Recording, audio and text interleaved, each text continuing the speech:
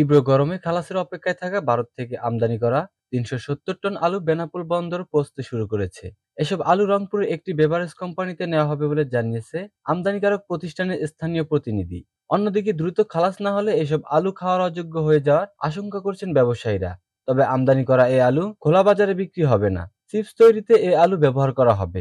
বন্দর সূত্রে জানা যায়, গত ২১ এপ্রিল রাতে ভারতের পেট্রোপোল বন্দর দিয়ে ১৬ ট্রাকে ৩৭০ মেট্রিক টন আলু আমদানি করা হয়। তবে আমদানি করা আলু ২০০ কিলোমিটার দূর থেকে লোড করে বেনাপোল বন্দর পৌঁছাতেই ৬ দিন লেগে যায়।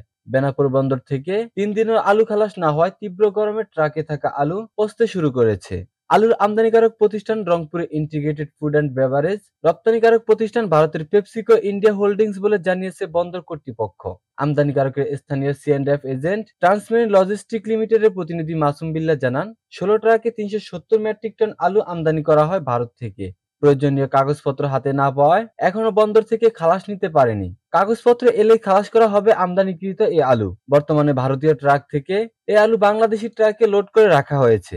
আলুবাহী ট্রাক চালক শাহাদাত হোসেন জানান, তারা ভারতীয় ট্রাক থেকে আলু খালাস করে রংপুরে নিয়ে যাবেন, কিন্তু খালাস না হওয়ায় গরমে বন্দরে ট্রাকে আলু পচতে শুরু করেছে। দ্রুত খালাস না হলে এগুলো আরো নষ্ট হবে। বেনাপোল বন্দরের উদ্ভিদ সংঘনিরোধ কর্মকর্তা হেমন্ত কুমার সরকার জানান, ভারত থেকে ৩৭০ মেট্রিক টন আলু আমদানি হয়েছে। এসব আলু মান পরীক্ষা শেষে দ্রুত খালাসে সহযোগিতা করা হচ্ছে।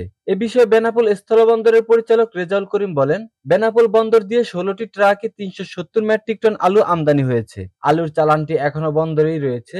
দ্রুত ছাড়করণের জন্য আমদানিকারকদের সহযোগিতা করা হচ্ছে।